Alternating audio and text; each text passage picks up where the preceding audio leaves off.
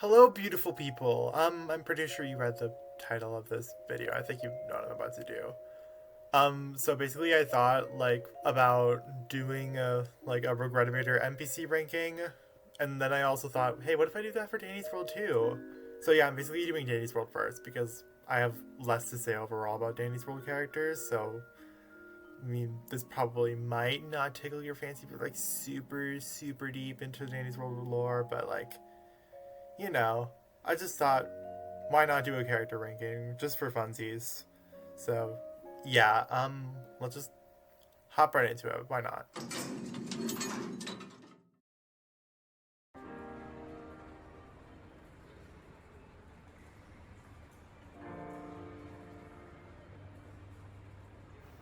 Squirm Loki immediately ticked me off because I had this idea for a while and I was literally going to do it, and then literally the next day his release was announced, so I had to wait for that. I had to wait for him to come out, and then I had to wait 2 weeks. What the fuck? Anyways, yeah, he's just really annoying. I don't like him. Literally all of his dialogues are him crying or sniffling. It's just really unfun to read through. I mean, characters who do cry a lot can be good, like Kim Kardashian, for instance. She's a queen, but she has other jokes and other things to her. I mean, I guess Squirm stress eats.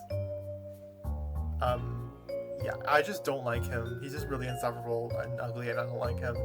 He just No, I don't like anything about him.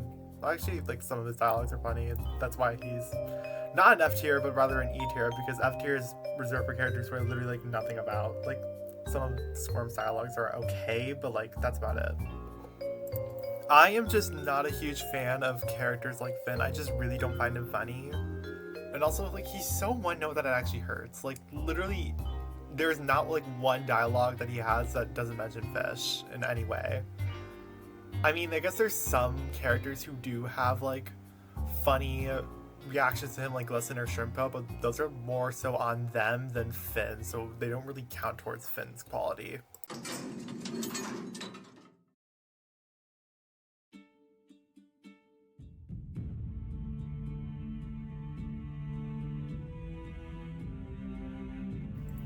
Dandy is probably the most controversial character. I mean, that's probably for a reason. He has probably the most lore and is probably the most fleshed out of any character, which, I mean, that's pretty good. Yeah. The problem is that I just find him annoying. I just really don't like him. And also, Quell and the fans, I wish they realized that when someone says that Dandy's not a good person, that we don't mean that he's a cartoonishly evil villain. Obviously some people do unironically think that he is a cartoonishly evil villain, and those people suck and are stupid, but yeah, he just bothers me. Quell and the fans try so hard to say, oh, he's morally great. Yeah, he intentionally kills people, so what do you want me to do with that information? And yeah, of course, morally great characters do bad things. I mean, that's part of the definition, that they sometimes do bad things and they sometimes do good things. The problem with Dandy is that not only does he just keep making the same mistake over and over again, but he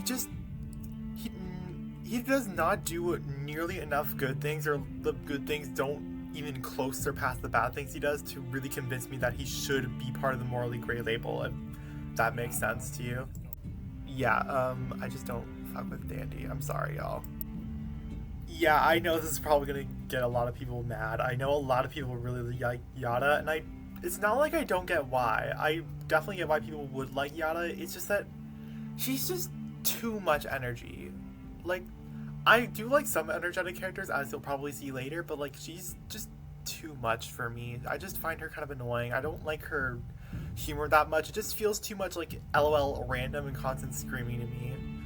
Yeah, I just personally don't like her. I'm sorry, guys. I am also not a fan of R&D's general character trope. I never liked the conjoined twins that are actually opposites trope, especially because both Razzle and Dazzle are super boring, and none of them are just really that interesting to me. Reading their dialogue was actually so boring that I had to take breaks. That's just how uninteresting R&D is to me. I get what Rudy's trying to go for. I mean, obviously he convinces himself that every day is Christmas because, you know, like, I mean, I honestly forgot, but like, you know what I'm talking about. But the problem with is honestly, the only problem is that I just find him annoying and I don't really care. So, what are you gonna do about that?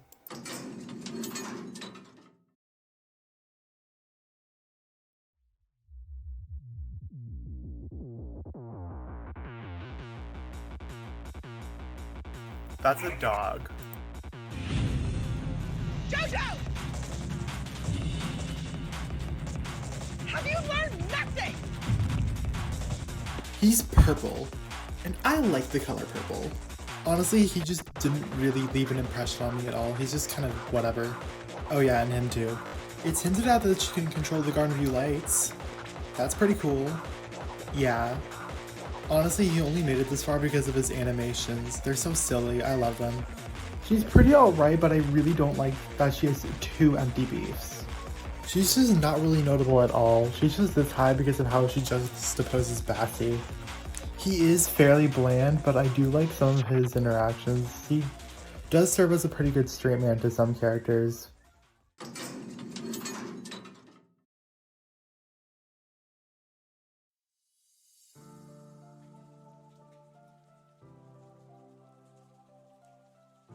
He has a few funny lines, but that's kind of it. His text is pretty unbearable to read, although that's kind of the point, but still. Similarly to Finn, I don't really enjoy his type of character. I do like his struggles with stage fright, those are pretty cool, I guess.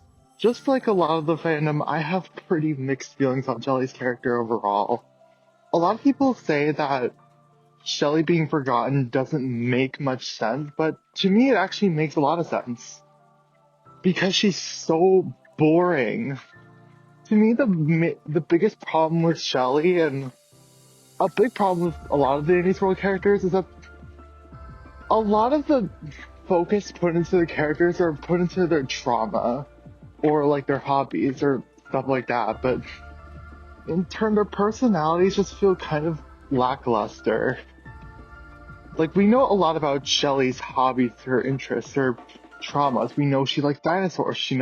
We know she likes to sew. We know she's forgotten by the rest of the cast, and she's pretty much considered just not as important as everyone else. But her actual personality, I mean, she's nice and like nerdy, I guess. I'm sorry, I just really can't get invested in a character who tries so hard to be sympathetic with their trauma and doesn't actually have enough personality for me to actually feel for them. Don't get me wrong, I definitely do relate to Shelly, and a lot of people also do too, but relatability doesn't make a character good. In fact, you don't even need to make a character relatable or have trauma for them to be a good character. The foundation of a character is their personality. The personality is, for me at least, the most important part of a character, because if I can't get invested into a character's personality, I can't get invested into their character, period. It pains me to put Shelly this low because, honestly, her trauma is actually written pretty well. I actually think it's kind of effectively written. It's just that I really can't get myself to care about it because I don't care about Shelly as a character. Bobette has a lot of the same issues as I do with Shelly, but she has a really cool song, so she gets put higher.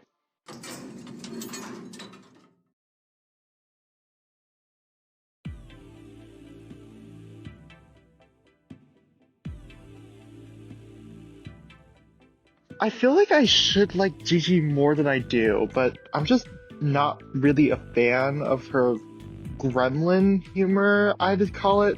But I will give her props because she is one of the most unique characters in all of Dandy's World, and she does have some good interactions, like with Flutter, for instance. I don't know what it is about Scrap, she's just kind of weird to me. Like, I can tell she has some sort of personality, I just can't put it into words. I do enjoy some of her dialogue, though. I like how Astro can see people's dreams, that's pretty cool. Yeah. He makes for a decent support character, yeah. I feel pretty similarly about Gordy as to how I do about Gigi. I feel like I should like him more than I do, but I will say that his personality and his lore is pretty well developed, so I'll have to give him that.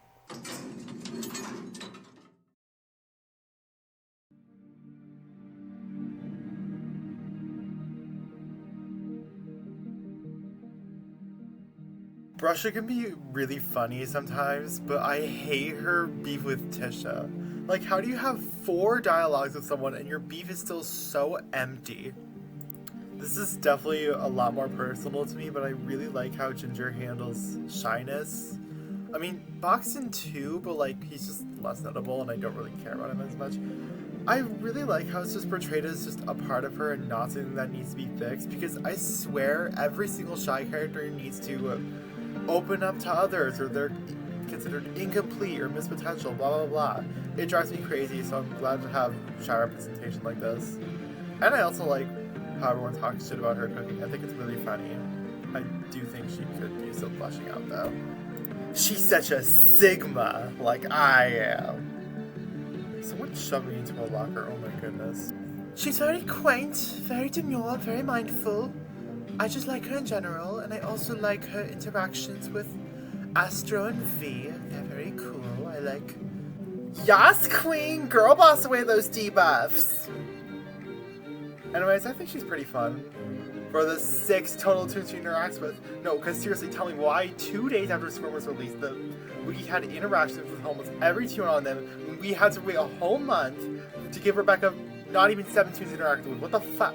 Okay, I know Shrimbo being up here is like really hypocritical because he is the most one-dimensional character and his writing is not that great. But he's funny, okay? Let me enjoy him. And also he's at least unique from the rest of the cast.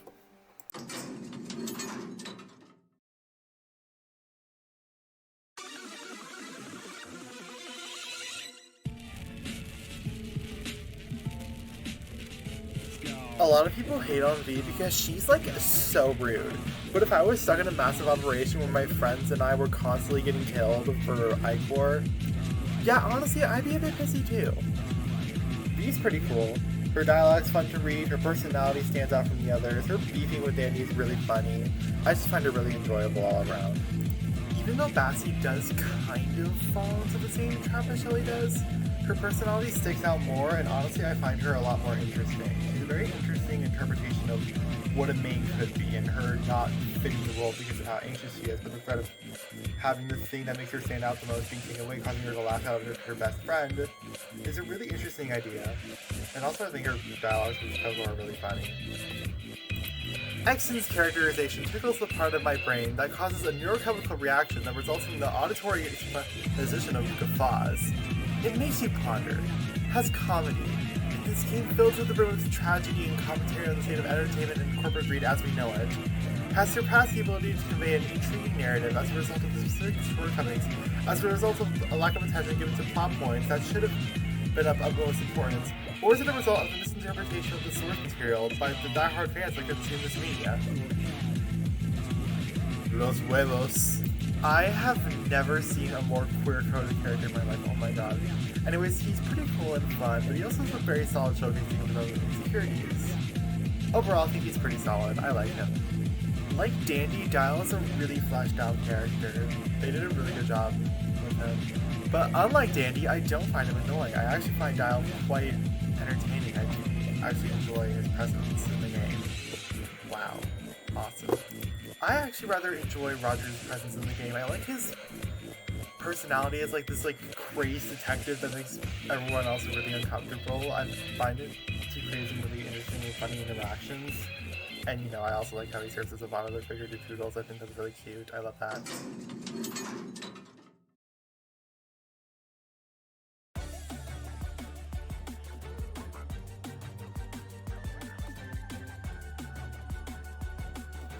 I love Connie's personality a lot. I think she's really funny and really sassy. And I'm also actually interested in her relationship with the other Halloween tunes.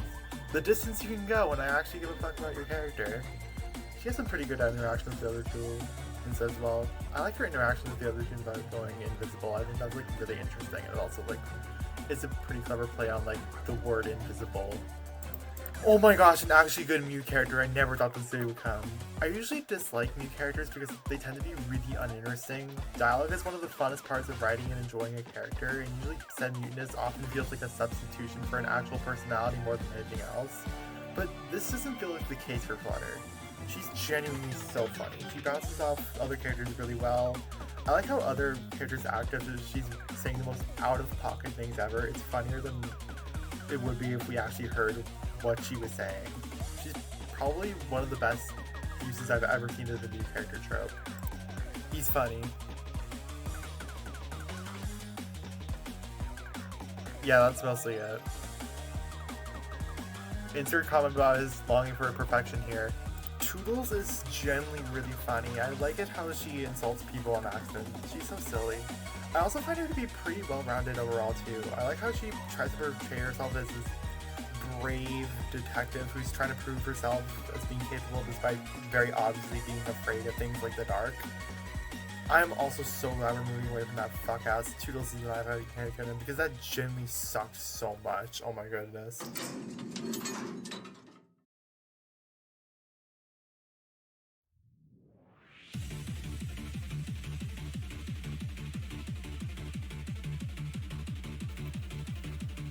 Okay, if you're one of my closest friends, this probably should not shock you at all.